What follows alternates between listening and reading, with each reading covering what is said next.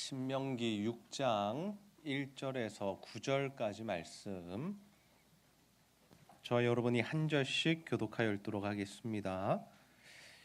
이는 곧 너희의 하나님 여호와께서 너희에게 가르치라고 명하신 명령과 규례와 법도라. 너희가 건너가서 차지할 땅에서 행할 것이니 곧 너와 내 아들과 내 손자들이 평생에 내 하나님 여호와를 경외하며 내가 너희에게 명한 그 모든 규례와 명령을 지키게 하기 위한 것이며 또 내 나를 장구하게 하기 위한 것이라. 이스라엘아 듣고 삼가 그것을 행하라. 그리하면 내가 복을 받고 내 조상들의 하나님 여호와께서 내게 허락하심 같이 젖과 꿀이 흐르는 땅에서 내가 크게 번성하리라. 이스라엘아 들으라. 우리 하나님 여호와는 오직 유일한 여호와시니 너는 마음을 다하고 뜻을 다하고 힘을 다하여 내 하나님 여호와를 사랑하라. 오늘 내가 내게 명하는 이 말씀을 너는 마음에 새기고 내 자녀에게 부지런히 가르치며 집에 앉았을 때에든지 길을 갈 때에든지 누워 있을 때에든지 일어날 때에든지 이 말씀을 강론할 것이며 너는 또 그것을 내 손목에 매어 기호를 삼으며 내 미간에 붙여 표로 삼고 함께 읽겠습니다. 또 또 내 내 집 집 문설주와 문설주와 바깥문에 바깥문에 기록할지니라. 아멘. 오늘은 믿음의 가정을 세우라, 믿음의 가정을 세우라라는 제목으로 하나님의 말씀을 나누도록 하겠습니다. 오늘도 하나님을 예배하기 위해 이 자리에 모이신 여러분 모두를 환영하고 축복합니다. 우리 옆 사람과 한번 인사하겠습니다. 믿음의 가정을 세웁시다. 5월은 가정의 달입니다. 그리고 특별히 오늘은 우리가 온가족 초청 예배에 전도 대상자를 작정하는 날입니다. 바라기는 여러분 모두가 정말 하나님의 말씀 안에서 자신의 가정을 믿음의 가정으로 다 세워가는 자들이 되시기를 주님의 이름으로 축복합니다. 예수를 믿고 신앙생활하는 사람들이라면 누구나 자신의 가정을 믿음의 가정으로 세우고 싶어 합니다. 우리가 믿음의 가정을 세운다는 것은 무엇을 의미합니까? 모든 가족들이 예수를 믿고 구원을 받고 또한 하나님 나라의 일에 크게 쓰임을 받는 귀하게 쓰임을 받는 가족들이 다 되는 것이죠. 그런데 이 예수를 믿는 그리스도인들 중에도 이 믿음의 가정을 잘 세워가는 사람들이 있는가 하면 또 그렇지 못한 사람들도 있다라는 것이죠. 여러분, 우리가 이 믿음의 가정을 세워가는 것이 어려운 이유가 무엇입니까? 예전에는 가정에서 어르신들을 전도하기가 참 힘이 들었습니다. 우리 어르신들은 지금도 어떤 생각을 가지고 계십니까? 이 유교적인 문화 그리고 이 불도가 너무 심해서 한 가정에 두 신이 있으면 망한다라고 생각을 합니다. 그래서 우리가 지역에 나가서 복음을 전해보면 어른들이 뭐라고 말씀하시냐면 아이고 예수 믿으면 망한다더라. 예수 믿으면 한 가정에 두 신을 섬기면 그 가정이 망한다더라. 이런 이야기 하시면서 우리는 예수 안 믿는다. 우리 가족들은 예수 믿으면 안 된다라고 그런 말씀을 하시죠. 그러한 잘못된 생각들이 이 어르신 세대를 지배하고 있기 때문에 우리가 참 어르신들 전도하기가 힘들었다라는 겁니다. 그런데 요즘에는 또 어떻습니까? 우리 자녀 세대들도 참 전도하기가 힘이 듭니다. 여러분 지금 시대를 우리가 어떻게 표현할 수 있을까요? 포스트 모더니즘 또는 다원주의 사회라고 우리가 한번 생각해 볼 수 있겠는데요. 이 시대의 특징이 무엇이냐면 이 하나님만이 유일한 신이다. 또 예수 그리스도를 믿어야만 구원을 얻는다. 이러한 진리의 말씀들을 사람들이 받아들이기 싫어한다라는 것입니다. 그들은 이 동성애의 문제도 마찬가지입니다. 동성애를 죄라고 생각하지 않습니다. 하나님의 말씀에 분명히 죄라고 기록되어 있는데 그 부분을 죄라고 생각하지 않는다라는 거죠. 이번에 우리나라에서 낙태가 또 허용이 되었습니다. 이 낙태가 허용이 되는 것들을 보면서 우리가 생각해야 할 점은 무엇이냐면 하나님께서 분명 이 태아를 생명이라고 규정하셨는데 그 생명을 죽이는 것은 살인인데 우리가 그것을 너무나도 쉽게 이야기하고 있다라는 것이죠. 여성의 인권이라는 이유로 또한 이 극소수의 또 어찌할 수 없는 임신을 한 사람들을 위해서 이것은 있어야 한다라고 이야기들을 하고 있다라는 거죠. 이처럼 지금 시대의 젊은 세대들은 젊은 사람들은 이 성경이 말하는 죄를 죄라고 여기지 않습니다. 그리고 하나님이 금하시는 것들을 너무나도 자유롭게 행하며 살아가고 있다라는 거죠. 심지어 예수를 믿는 청년들도 중고등학생들도 이러한 하나님의 말씀에 대하여 잘 모르니까 세상이 말하는 대로, 세상이 흘러가는 대로 그렇게 살아가더라라는 겁니다.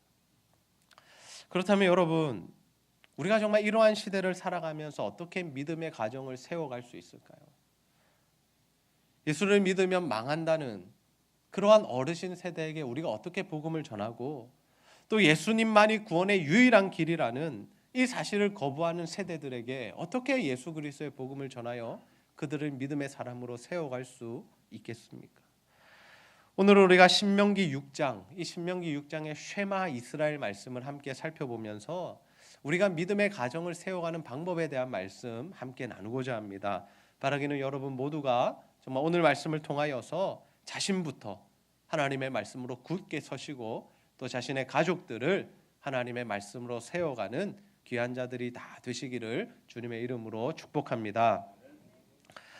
여러분, 우리가 믿음의 가정을 세워가는 방법은 무엇일까요? 첫 번째로는 하나님이 복의 근원이심을 믿는 것입니다. 우리 한번 따라해 보겠습니다. 하나님이 복의 근원이심을 믿어야 합니다. 이 세상을 살아가는 모든 사람들은 복된 인생을 살아가기를 원합니다. 더 쉬운 말로 한번 사는 인생 잘 먹고 잘 살고 건강하게 오래도록 살기를 원한다라는 거죠. 어쩌면 그것이 우리 사람들 모두가 가진 본능인 것 같습니다. 여러분, 본능이라는 것은 무엇입니까? 태어나면서부터 우리가 가지고 있는 성질이다라는 거죠. 누가 가르쳐 주지 않아도 어떻습니까? 우리 아이들을 보면은 태어나면서부터 젖을 빱니다. 아무도 가르쳐 주지 않았습니다. 그런데 자신이 먹고 살기 위해서 어미의 젖을 빤다라는 거죠. 배고프면 웁니다.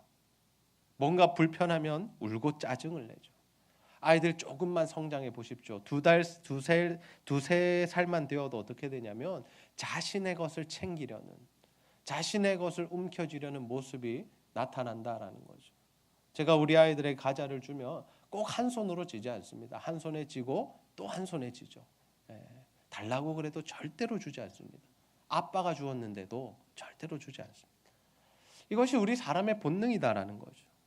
그런데 이러한 본능을 가진 사람들이 점점 나이가 들고 성장하면서 사회생활을 시작하게 되면 어떻게 되느냐? 이 세상을 살아가면서 어떻게든 돈을 많이 벌어서 행복하게 성공해서 살아야겠다라는 생각을 가지게 되죠.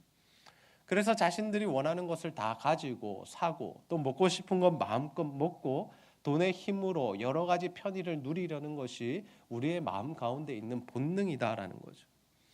그렇다 보니 우리가 살아가는 세상, 이 사회는 어떻습니까? 마치 전쟁터와 같습니다.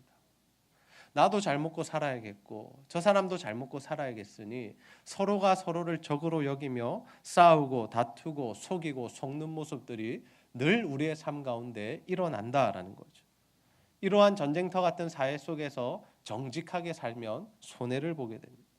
다른 사람들에게 양보하고 다른 사람을 섬기고 다른 사람에게 희생하면 바보 취급을 당하게 된다라는 거죠. 그런데 여러분, 우리는 이 전쟁터와 같은 세상에서 그리스도인으로서 어떠한 삶을 살아가야 할까요? 그것은 바로 하나님께서 만복의 근원이심을 믿는 것입니다. 아멘입니까? 그래서 우리가 하나님이 우리의 복의 근원이 되심을 믿으며 우리가 그 하나님의 말씀대로 살아갈 수 있어야 한다라는 것이죠. 우리 신명기 6장 3절 말씀을 큰 소리로 함께 한번 읽어보겠습니다. 시작. 이스라엘아 듣고 삼가 그것을 행하라. 그리하면 내가 복을 받고 내 조상들의 하나님 여호와께서 내게 허락하심 같이 젖과 꿀이 흐르는 땅에서 내가 크게 번성하리라. 아멘. 모세는 이스라엘 백성들에게 그들이 영원토록 복을 받는 방법, 그들이 이 땅을 살아가는 동안에 정말 크게 번성할 수 있는 방법을 말씀해 줍니다. 그것이 무엇입니까? 하나님의 말씀을 잘 듣고 그 말씀대로 행하는 삶을 살아가는 것입니다. 하나님의 말씀대로 순종하며 살아갈 때 그들이 하나님이 주시는 번성을 누리게 될 것이다 라고 분명하게 말씀하고 있다라는 것이죠. 여러분, 우리는 태어나면서부터 다른 사람을 이겨야 한다라고 교육을 받습니다. 그리고 그 경쟁에서 이기기 위해서는 수단과 방법을 가리지 말라라고 가르치죠. 그래서 우리 자녀들 세대가 어떻게 살아갑니까? 축어라고 공부합니다. 주일도 학원 가느라 교회를 못 나올 만큼 정말 치열하게 공부를 해야 하고, 공부를 잘해서 좋은 대학에 가야 좋은 직장에 갈 수 있고, 그래야 성공한 인생을 살 수 있다고 계속해서 사회가 그렇게 가르치기 때문에 그들이 지금 그러한 삶을 살아간다는 거죠. 여러분, 요즘은 초등학생만 되어도 8시, 9시까지 학원을 그렇게 다닌다라고 합니다. 마음껏 뛰어놀아야 하고 부모의 사랑을 경험해야 하고 자연과 함께 놀아야 하는 친구들이, 그 나이대의 아이들이 학교 끝나면 봉고차 타고 학원 가고, 그 학원 끝나면 또 다른 학원 봉고차 타고 또 다른 학원으로 돌아가는 그러한 피곤한 인생을 살아가고 있다는 거죠. 그런데 그 피곤한 인생이 대학에 간다고, 직장에 간다고 멈추지 않더라라는 겁니다. 또 거기에 가서도 경쟁을 해야 하고, 제대로 된 친구, 직장 동료 하나 만나지 못하고 늘 서로 경쟁해야 하는 아주 피곤한 인생, 그런 인생을 살고 있다는 것이죠. 그러나 성경은 우리에게 그렇게 가르치지 않습니다. 어떻게든 경쟁에서 이겨서 살아남으라고, 그래야 성공한 인생을 살아간다고 말씀하지 않는다라는 거죠. 우리의 성공 여부가 거기에 달려있지 않다라는 겁니다. 하나님께서 뭐라고 말씀하십니까? 하나님의 말씀을 잘 듣고 그 말씀대로 행하면 복을 주시겠다라고 말씀하십니다. 우리가 복을 받을 수 있는 방법은 무엇이냐면 하나님과의 올바른 관계를 맺는 것, 그것에 달려 있다는 거죠. 여러분, 우리 그리스도인들은, 하나님을 믿는 사람들은 사람이 노력해서 가질 수 있는 그 복이 아니라 하나님이 부어주시는 복을 사모해야 할 줄로 믿습니다. 우리가 하나님의 말씀대로 살면 과연 성공할 수 있을까, 이런 생각할 수 있습니다. 주일에 일하지 않으면 다른 사람에게 뒤처질 수밖에 없고, 우리가 하나님께 11조를 드리며 우리의 삶의 경제가 위축될 수밖에 없고, 다른 사람들 사랑하고 섬기면서 어떻게 우리가 성공할 수 있겠느냐고 질문할 수 있습니다. 사실 우리가 예수님의 말씀대로 살다 보면 그러한 일들이 허다하다라는 거죠. 손해를 보아야 하고요, 경쟁에서 밀릴 때가 있고요, 또 세상 사람들이 우리를 가만히 놓아두지 않는다라는 거죠. 여러분, 정말 이 세상 사람들 마치 늑대와 이리와 같지 않습니까? 우리가 약점을 잡히면 끝납니다. 약점 잡히면 물어뜯어 죽이려 합니다. 어떻게든 우리를 속여서 이득을 취하려 하고 우리의 것을 빼앗으려고 하죠. 사회생활 하시는 분들 어떻습니까? 이 말씀이 다 이해가 가지 않습니까? 그래서 때때로 우리도 어떻습니까? 늑대와 이리로 변할 때가 있다라는 거죠. 우리도 그러한 모습으로 살아갈 때가 있다라는 거죠. 살아남기 위해서 남을 속여야 할 때가 있고, 살아남기 위해서, 성공하기 위해서 다른 사람과 싸워야 할 때가 있다라는 것입니다. 그러나 여러분, 우리의 성공 여부는, 우리의 행복 여부는, 우리가 먹고 사는 문제는 절대적으로 하나님께 달려있다라는 사실을 믿으시기를 바랍니다. 그래서 우리는 이 전쟁터와 같은 세상 속에서 살아가면서도 늘 누구를 바라보아야 합니까? 하나님을 바라봐야죠. 하나님께서 우리에게 원하시는 것이 무엇인지를 알고 또 그 뜻을 이루는 삶을 살아가야 한다라는 거죠. 아브라함의 아들 이삭을 기억해 봅니다. 믿음의 조상 이삭이 어떠한 삶을 살았습니까? 여러분, 그 시대 사람들에게 이 물은 굉장히 중요한 것이었습니다. 여러분, 지금 시대야 수도꼭지 틀면 물이 나오고요, 마트 가면 우리가 얼마든지 물을 사서 마실 수 있습니다. 그런데 우리도 물 부족 국가라고 그러죠. 점점 우리도 마실 물이 부족해지고, 지금도 아프리카에서는 어떻습니까? 마실 물이 없어서 죽어가는 아이들이 있다라는 거죠. 오염된 물이라도 마셔야 하기에 그 물을 마시고 병에 걸려서 하루에도 죽는 아이들이 너무나 많다라는 것입니다. 이 시대에 얼마나 물이 귀했겠습니까? 그래서 이삭은 가는 곳마다 우물을 팠습니다. 왜요? 사람도 마셔야 하고 그가 키우고 있는 가축들에게도 물을 주어야 하기 때문이죠. 그런데 문제는 이삭이 우물을 파는 곳마다 어떤 일들이 벌어지느냐, 이방 민족 사람들이 와서 자꾸 시비를 걸었다라는 거죠. 그때마다 이삭은 어떻게 합니까? 그 우물을 내어줍니다. 그 우물을 주고 다른 곳으로 이동합니다. 정말 한 번쯤은 싸울 만한데, 한 번쯤은 멱살을 잡을 만도 한데 그는 절대로 싸우지 않죠. 그런데 여러분 신기한 것이 무엇인지 아십니까? 하나님은 그가 가서 피해서 우물을 파는 곳마다 물이 나게 하셨다. 여러분 감동이 안 되시죠? 여러분 아무 땅이나 판다고 물이 나오는 것이 아닙니다. 지금이야 과학이 발전해서 물이 어디로 흐르는지 조사를 해서 파지만 그 당시엔 물이 어디 있는지 어떻게 합니까? 파보고 안 나오면 또 다른 데 파고 또 다른 데 파고 하는 것이 우물 파기였는데 하나님은 이삭이 우물을 팔 때마다 물을 주셨다는 거죠. 그리고 그가 농사를 지었는데 하나님 어떤 은혜를 베푸셨느냐? 100배의 수확을 거두게 하셨다는 100배의 수확. 여러분 우리가 2배, 3배만 돼도 풍년이라고 합니다. 너무 농사가 잘 돼도 요즘에는 뭐 가격이 떨어지고 뭐 난리가 나죠. 그런데 여러분 100배의 소출을 얻었다, 수확을 얻었다라는 것은 이 사람의 머리로는 계산할 수 없는 일들을 하나님께서 베풀어 주셨다라는 의미입니다. 여러분 점점 우리가 사는 세상, 우리 특별히 한국이 참 먹고 살기 힘든 시대가 되어가고 있습니다. 특별히 생업 전선에 계신 분들이 많이 말씀하시는데 갈수록 경제가 위축되고 이 사람들이 정말 이 돈을 쓸 수 없을 만큼 그렇게 힘든 시대가 계속해서 오고 있다는 거죠. 그렇다면 여러분 우리가 이러한 시대에 어떻게 먹고 살며 더 나아가서 하나님께 헌신하는 삶을 살아갈 수 있을까요? 그 방법은 바로 하나님이 주시는 복을 받을 때에만 가능한 줄 믿으시기를 바랍니다. 우리의 힘과 능력이 아니라 절대적인 하나님의 은혜, 이삭에게 부어주셨던 그 하나님의 역사가 우리의 삶 가운데 임해야 우리가 이 시대에 먹고 살 수 있고 더 나아가서 주님의 일을 감당할 수 있다라는 거죠. 저는 우리 제자들교회 성도님들 모두가 하나님께서 만복의 근원 되심을 믿는 자들이 다 되시기를 소원합니다. 그래서 이 세상에서 살아갈 때에 세상의 방법으로 살지 마시고 세상 사람들처럼 살지 마시고 정말 하나님의 말씀대로 사셔서 하나님이 부어주시는 복으로 번성하는 삶이 다 되시기를 주님의 이름으로 축복합니다. 여러분 우리가 믿음의 가정을 세워가는 방법 무엇이겠습니까? 두 번째로 자녀들에게 하나님의 말씀을 가르치는 것입니다. 우리 한번 따라해 보겠습니다. 자녀들에게 하나님의 말씀을 가르쳐야 합니다. 여러분 지금 시대의 사람들은 하나님을 유일신으로 여기지 않습니다. 인정하지 않습니다. 오히려 우리가 그런 말을 하면요 굉장히 기분 나빠하고요 우리를 편협한 생각을 하는 사람이라고 그렇게 몰아붙이죠.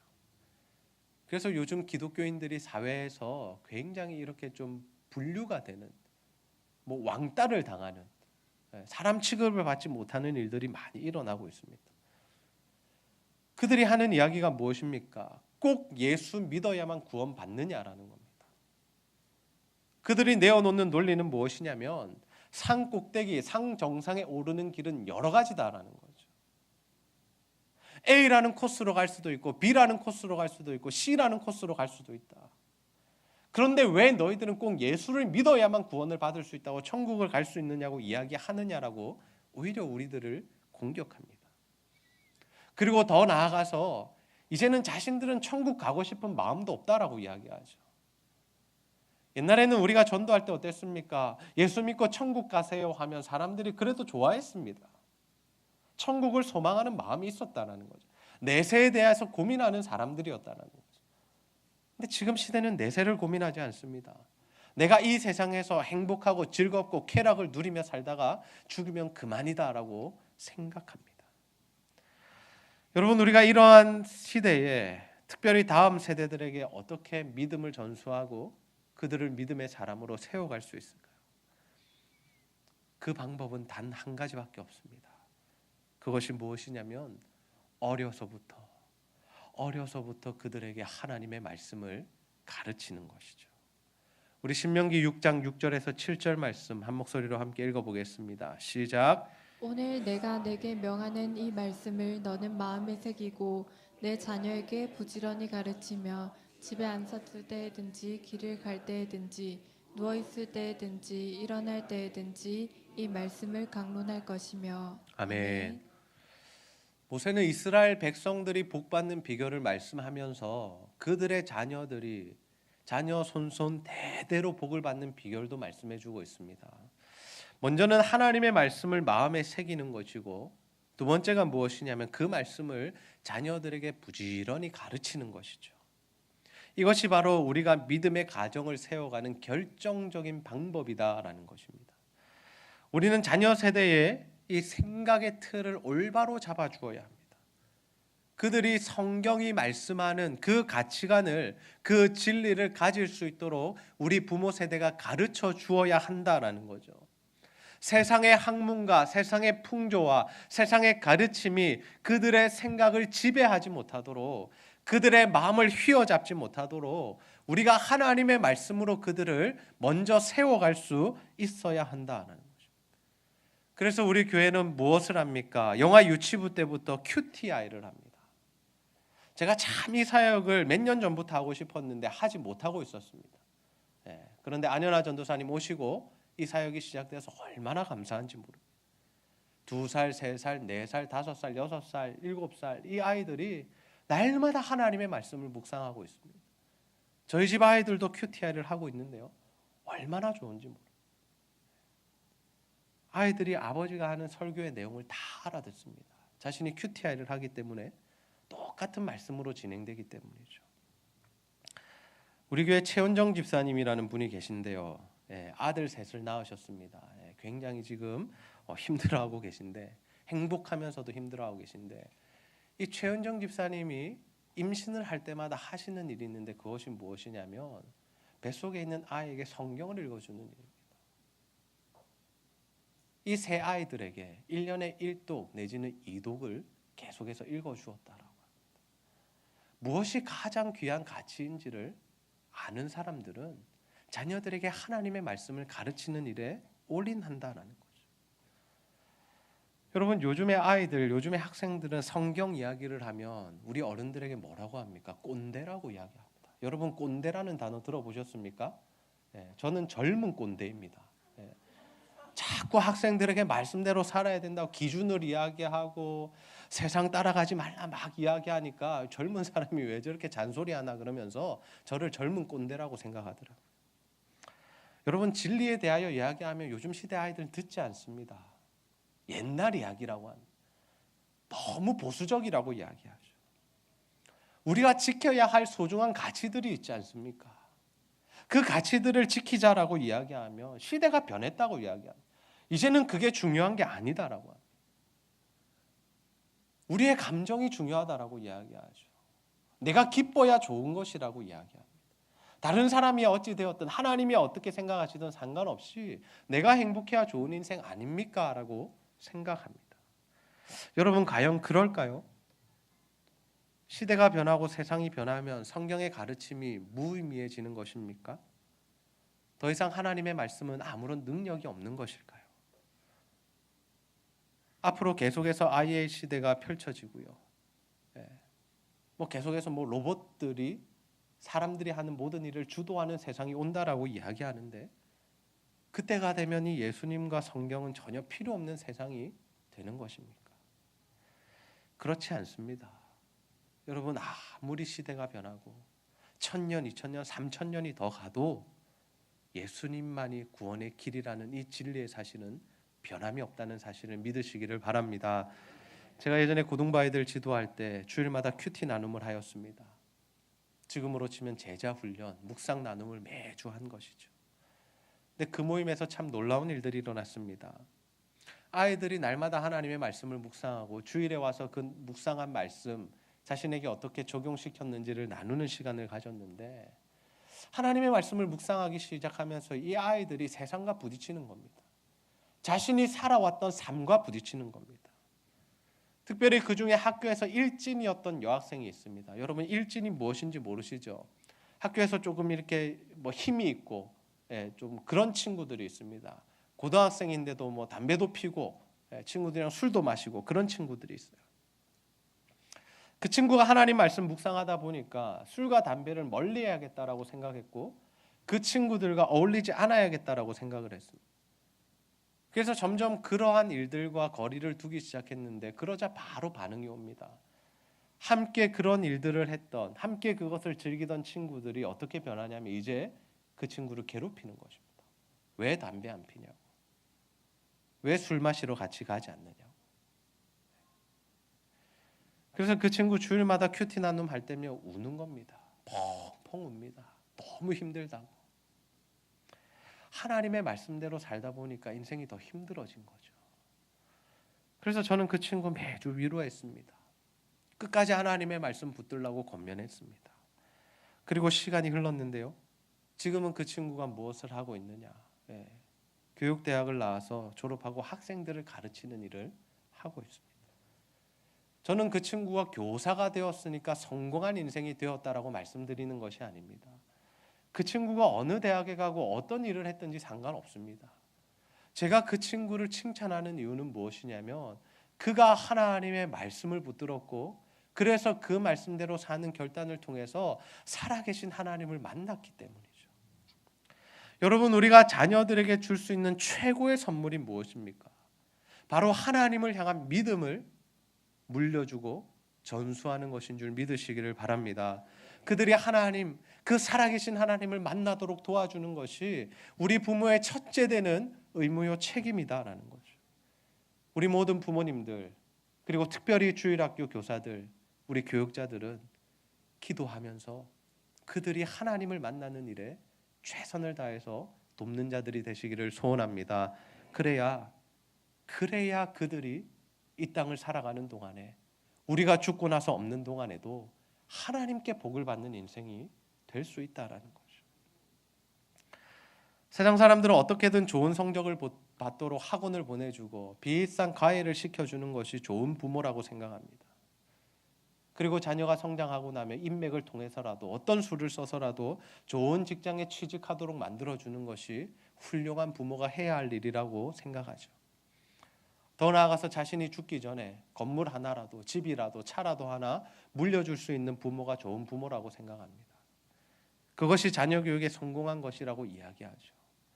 그러나 여러분, 우리 그리스도인들은 달라야 합니다. 세상이 말하는 성공을 위해서 뒷바라지 잘 해주는 것이 좋은 부모가 아니다라는 거죠. 수단과 방법을 가리지 않고 그들을 좋은 자리에 앉혀주는 것이 우리 부모들이 해야 할 일이 아니다라는 겁니다. 부모는 무엇을 해야 합니까? 우리 그리스도인들 부모는 자녀들에게 하나님의 말씀을 가르쳐야 하죠. 그들이 살아계신 하나님을 만나서 평생 하나님의 말씀의 인도를 받는 자로 세우고 우리가 이 땅에서 눈을 감아야 한다라는 것입니다. 그렇지 않으면 아무리 많은 재산을 물려주어도, 아무리 높은 자리에 앉게 해주어도 오히려 그것이 그 자녀의 인생을 망치는 일이 될 수 있다라는 거죠. 여러분, 요즘 매스컴에서 계속해서 문제가 되는 것이 무엇입니까?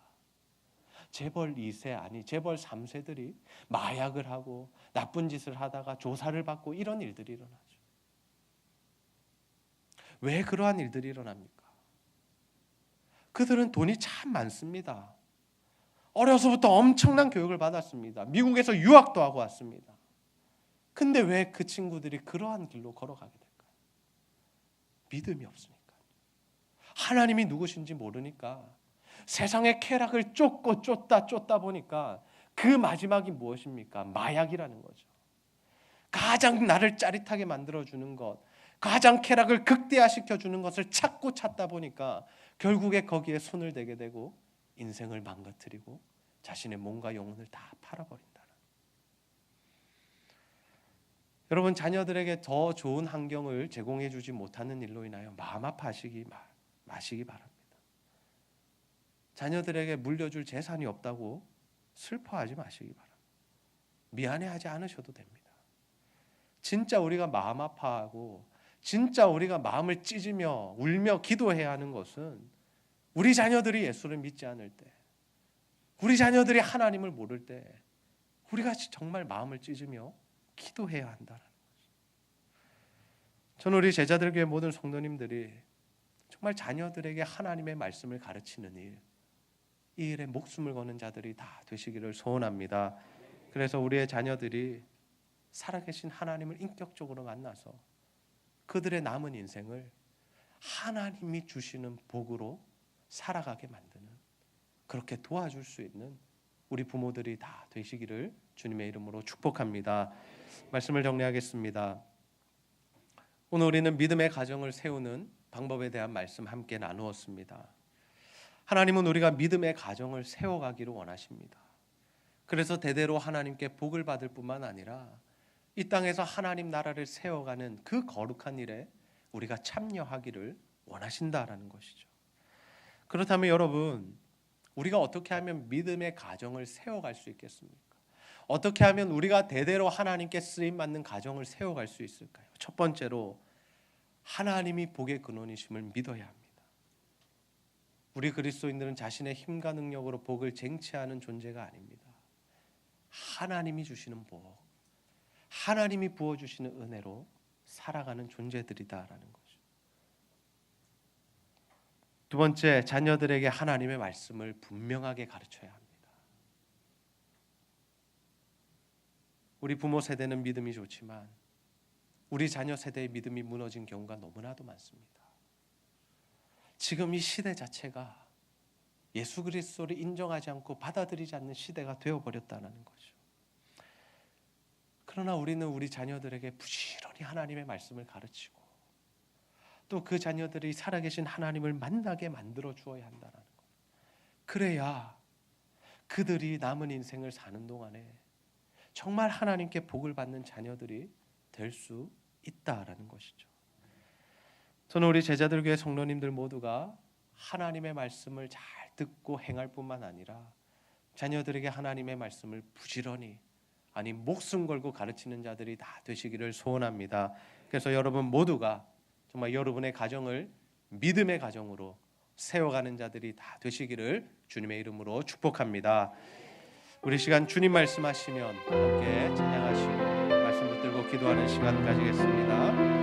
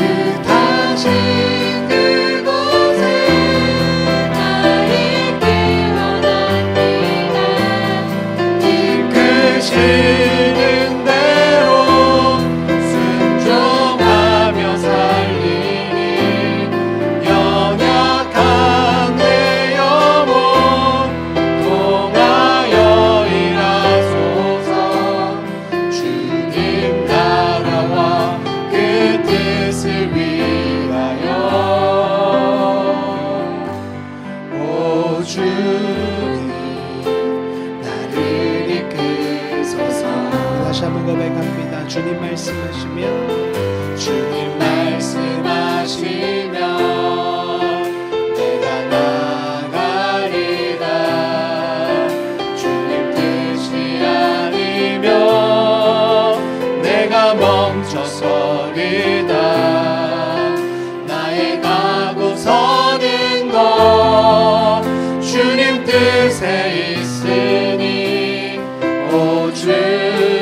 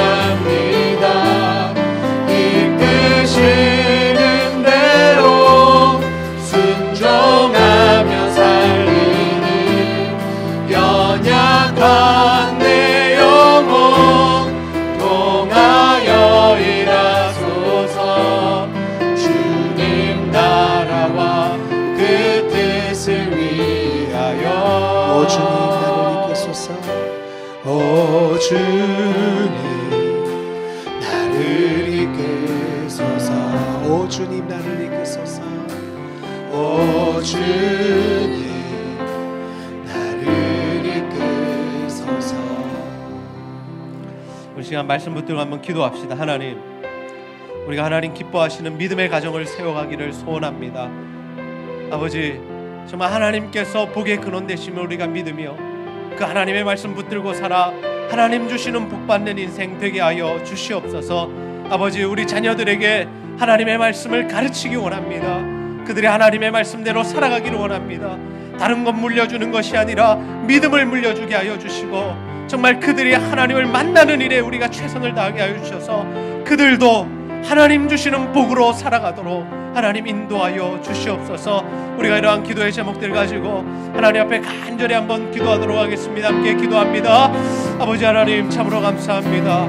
오늘도 하나님 말씀을 통하여서 우리가 하나님 믿음의 가정을 어떻게 세워가야 할지를 깨닫게 하여 주시니 너무나 감사합니다. 아버지 하나님, 오늘도 쉐마 이스라엘의 말씀을 통하여 다시 한번 하나님 우리가 믿음의 가정을 세워가는 방법을 깨닫게 하셨습니다. 아버지 하나님, 우리가 하나님을 정말 하나님 만복의 근원을 인정하며 믿으며 신뢰하며 그분의 말씀대로 살아 하나님 주시는 복 가운데로 살아갈 수 있도록 인도하여 주시고 우리의 힘과 능력으로 살지 않게 하여 주시고 우리가 복을 쟁취하려 하지 않게 하여 주시고 하나님이 주시는 복으로 하나님이 주시는 은혜로 살아갈 수 있도록 주여 아버지 하나님 도와주시고 아버지 하나님 그만 아니라 아버지 하나님, 우리가 자녀들에게 하나님의 말씀을 가르치기를 원합니다. 그들의 생각을 그들의 가치관을 하나님의 말씀으로 온전히 세우기를 원합니다. 그래서 하나님 그들이 이 땅을 살아가는 동안에 하나님의 말씀을 붙들게 하여 주시고 인격적으로 하나님을 만나게 하여 주시고 그래서 주의 말씀에 인도함을 받아 그들이 복받는 인생이 될 수 있도록 주여 아버지 하나님 도우시고 역사하여 주옵소서. 아버지, 이 일에 우리가 목숨을 걸기 원합니다. 하나님, 이 일에 우리가 투자하기 원합니다. 아버지, 그래서 우리 자녀 세대들을 세워가기를 소원합니다. 아버지, 우리 교회 모든 사역을 아버지 일에 투자하기를 원합니다. 아버지 하나님 인도하여 주옵소서. 아버지 역사하여 주시옵소서. 아버지 하나님, 그래서 아버지 정말 다음 세대들 주님께 복받는 하나님께 복을 받는 사람들로 세워질 수 있도록 우리의 가정들이 믿음의 가정으로 세워질 수 있도록 주여 아버지 하나님 도우시고 역사하여 주시옵소서. 하나님, 하나님,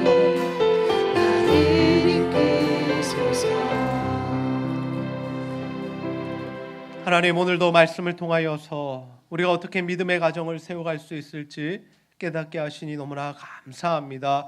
아버지 하나님, 우리가 하나님을 만복의 근원이심을 믿게 하여 주셔서 정말 하나님의 말씀을 듣고 행하는 자 되게 하여 주셔서 정말 하나님 주시는 복으로 번성한 인생, 충만한 인생 될 수 있도록 인도하여 주시옵소서. 우리의 힘과 능력으로 복을 쟁취하지 않게 하시고 사라지는 복을 붙들고 아버지 부여잡으려 노력하지 않게 하여 주시고 하나님이 주시는 완전하신 복으로 살아가는 우리 모든 성도들 될 수 있도록 주여 함께하여 주시옵소서. 하나님, 우리 자녀들에게 하나님의 말씀을 가르치기를 원합니다.